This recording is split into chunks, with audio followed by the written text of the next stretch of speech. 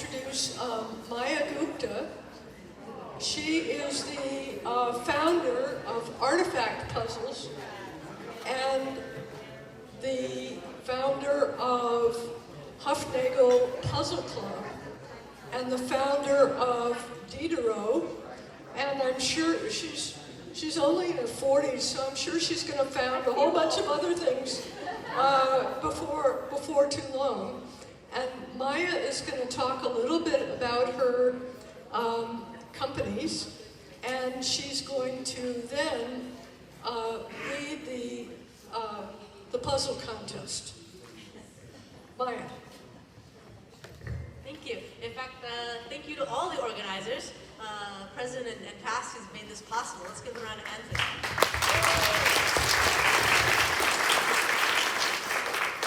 Okay, now we're going to figure out, oh look, I figured out the right button. Okay, Maya, try to keep the microphone as close to your mouth as possible. We'll go ahead and try not to get COVID here. Thank you. Many of you might know me for Artifact Puzzles, which I founded in 2009. And then a few years ago, we started a line called Acru Puzzles that has matte images rather than glossy images. When I hit 40, I finally realized what everybody was telling me, which is that the glare on the glossy images is hard when you have old eyes. So we now have a line of matte puzzles. And then a couple years ago, we started the Hoefnagel Puzzle Club, and that's what I'm going to talk about today. And our story really begins before the pandemic.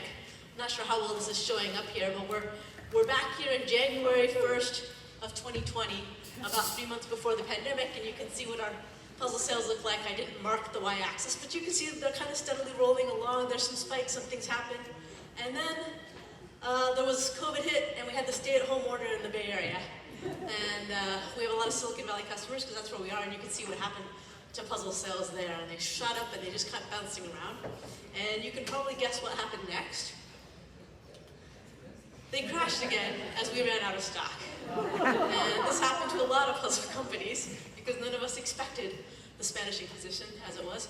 And then we'd work a week or so and put a bunch of puzzles in stock, and they'd sell out in 24 hours, and we'd work a bit and put puzzles in stock. So this was pretty frustrating for everyone, as you guys all know. That's how COVID went. So we were asking ourselves, how do we get more puzzles to more people? So if we make a puzzle and we sell it, then that one puzzle makes one person happy. But we had all these customers writing us, hey, we need puzzles, we're stuck at home, we're going crazy. So we thought, well, gee, if we can figure out how to rent the puzzles, maybe we can make 10 people happy by manufacturing that same puzzle in this kind of restricted supply environment. But the problem with renting is that shipping back and forth is so expensive, and checking the puzzles and all the operations costs, so we'd never really considered it a viable option before. And we noticed that a lot of people started swapping puzzles. Our customers were letting us know, don't worry, I found a neighbor who had puzzles, we're doing okay. And other people were swapping puzzles over there. But informal puzzle swapping is really inefficient. There's all sorts of problems. Poor Ellen here, maybe she doesn't have anybody, knows anybody who has good puzzles. And you've got, maybe these people know each other, but you run out of the other person's puzzles pretty fast. And not everyone likes the same puzzles. Hugh Jackman apparently likes impressionist landscapes, but the Queen, maybe more of an English artist kind of person, and Martha Stewart, I've heard, really likes dragons, so they're not going to have a lot of fun swapping puzzles. Okay, puzzle swapping also takes a lot of management. Someone's got to decide who gets it next. Someone's got to decide what happens when someone's dog gets chewed up to pieces. It happens all the time, unfortunately. And everybody would love to have this Dave puzzle in their swapping collection, but who's going to pay for that, right? So our dream, as we looked at these sales numbers, was to create a nationwide puzzle swapping network where everybody could swap puzzles efficiently, and where we had an artificial intelligence doing all the work. So I'm an AI researcher in my other life, and my husband is a software engineer, and we were both at Google for many years, and we retired from Google shortly after COVID hit. So this was our dream, and our reality is a puzzle swapping network nationwide with the AI doing most of the work, but we still have to do a lot of the work to build the AI and the system engineering, and we've got Misty in operations, and so we launched August 2020. Do we have any Hoefnagel members in the house? A few people, thank you, glad to see you. So at first we were like, okay, we'll just rent our puzzles, the ones we make. That was the whole point. But pretty soon people were asking us, hey, can I contribute some puzzles? And is Rebecca here? Rebecca should be here. Yeah, okay. Rebecca, fabulous, amazing blog here at rebeccapuzzles.blogspot.com, covers all the wooden jigsaw puzzles. And Rebecca's like, hey, I have all these other brands I'd love to contribute. And so pretty soon we got other brands, and now we're up to about 40 different puzzle makers in our library. So, so much for just sticking to the ones we make. That just didn't work out. And in fact, in our latest survey, people were asking for more small hand-cut puzzles, like small brands that they didn't know already. So it's been exciting to be here and get a hold of some extra new small brands of hand-cut puzzles that people will like. So how does it work real quickly? We have a library of over 1,000 puzzles you can browse online, and you can browse before you join so you can see what we have. We do send the puzzles in packs of 2 to make shipping a bit more efficient, so you get a little bit of information about each pack. And you can add to the wish list any packs you'd like to do. We only send you things from the wish list. Here's a nice example of a small hand cutter, a puzzle appy by Isabel over there. And usually people get 1 pack, and we try to keep everybody in puzzles. Sometimes that means we send them a 2nd pack before they're finished, but often not. And sometimes they might wait a week. If you're really picky, you might wait 2 weeks, but usually we haven't had anybody really wait too long. And when you're done with the pack, you hit a return button, and then 30 seconds later, we print you out a shipping label. And the important thing here is that we just charge you a fixed price for the shipping, because it's a distributed library. So instead of everybody sending stuff back to us at home base, like most rental services, we just have you ship it to the next person who needs that pack. So that's the big innovation here, because it really saves a lot of shipping and operations costs. So yeah, it costs a membership fee and then a bit to ship out each pack.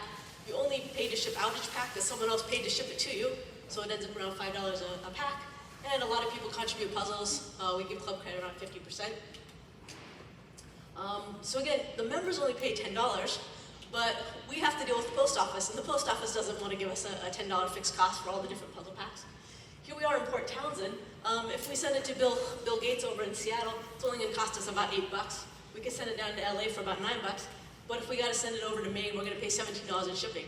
So a lot of the trick here is to figure out how to do this in a way that averages out to $10 instead of, and meanwhile maximize everyone's happiness.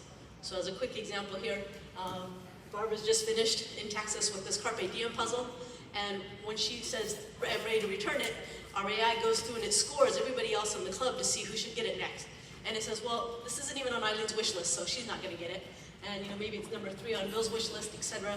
Maybe it's number 1 on the Queen's wish list. But the Queen's really far away with $20 shipping, so we'd rather not send it to her. But we also need to worry about who already has a pack, and unfortunately in this case the Queen was without packs, and so probably we'll end up having to send that to her instead of one of these other people. So all that kind of stuff, the AI balances all that and tries to make good decisions so that we work out on average. Okay, real quick, what kind of AI are we using? You've probably heard of neural networks. We're not using neural networks, we're using lattices. They're multidimensional interpolated lookup tables. We can add quantity shape constraints on them, and you can read about in JMLR, and this is the same technology I developed at Google, and is in many Google products, but so are neural networks, so lots of AI at Google. In terms of software, we're using all the standard stuff on the client side. We're using Stripe for processing. On the server side, we're running Python and Google Cloud, and we're using Shippo to create our shipping labels. So for an average member who's maybe been a member since August 2020, an average member in that time has gone through about 80 puzzles, and probably has gotten 1 pack with some missing piece and probably 3 packs with broken pieces. So we've had a lot of luck with people being pretty careful and reporting when there's problems so that we can pull puzzles from circulation or fix them. We're having a Dutch sale, by which I mean it's not really a sale. It just means we're about to raise prices, so now's a great time to buy things. Because inflation has gotten to all of us. This is true over at Artifact Puzzles. We're having a Dutch sale, and we'll probably raise prices there in August or September. We also take puzzle contributions for credit, and as I said, we'd love to get some more from the small hand cutters, so if you're interested in giving us a good deal for the visibility or just for the fun of it, we'd be happy to talk to you. Okay, what do you think is our most popular pack? It's this pack here, at least it was when I made the slides, with Cousin Dan Forest Dream and Roche of Antioch's Floating Town. And the reason is because those were the puzzles in Artifact Puzzles' second annual online speed puzzling contest, and a lot of people want to try their luck and see if they can beat the scores. This one, 216 pieces. We had 82 individual puzzlers. I don't know if you guys want to guess how fast that was. And the other one, we had, is this a laser pointer somewhere? Oh, there we go, a laser pointer. 228 pieces. We had 63 teams of 2 people. You guys got your numbers in mind of how long this took? 26 minutes. Very close. The individuals, 260 pieces. The winner was 26 minutes, 52 seconds. And 228 pieces are pairs. This was a harder puzzle, 27 minutes and 27 seconds. And I think that's a good example of how you can have a puzzle the same piece count, but even though there were 2 people here, we just made it a harder puzzle. Which takes us to tonight's speed puzzling contest. We have, I think, 16 brave teams of 3 who have signed up. We've got the boxes out there, they're still sealed. We're gonna go and unseal them for you. No tools, please. Everybody else is welcome to watch, but don't distract people. You know, I'm pretty civil, so I said when you finish, raise hands, but Ann Williams in the bulletin put you should jump up and down, so that sounds good to me. She thinks you guys have a lot more energy. It's like 9 o'clock, you know. Let's see here, and we do have some very nice prizes, and really everyone's a winner, because people paid $7 to enter, but everybody's going to get a $20 gift certificate, and we'll have some better prizes for the fastest teams. I think that's it. Anybody have any questions about the rules or suggestions before we get started? As girls only have one, the girls and I are competing, and if you want to drop out now, we understand.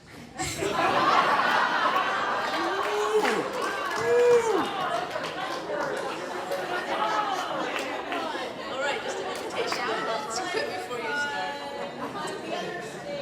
Okay, shall we get started?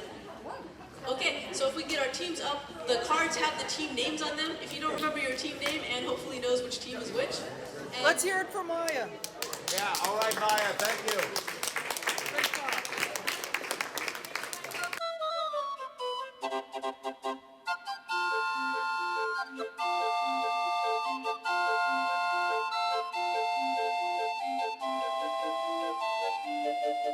Okay, did someone come by and unseal everyone's puzzle box?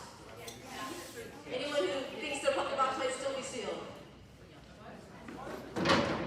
Your puzzle box the flap should open. Go ahead and just test that the flap opens without opening the box, just so we make sure everyone's in a fair equal state. Does everyone have all 3 participants? Okay, are we waiting? They're going to show up in a minute? Okay, so we're going to go ahead and start in 3, 2, 1, start. I'm going to be ready. I got it. I thought you didn't like red. I'm doing it. Take it. Oh,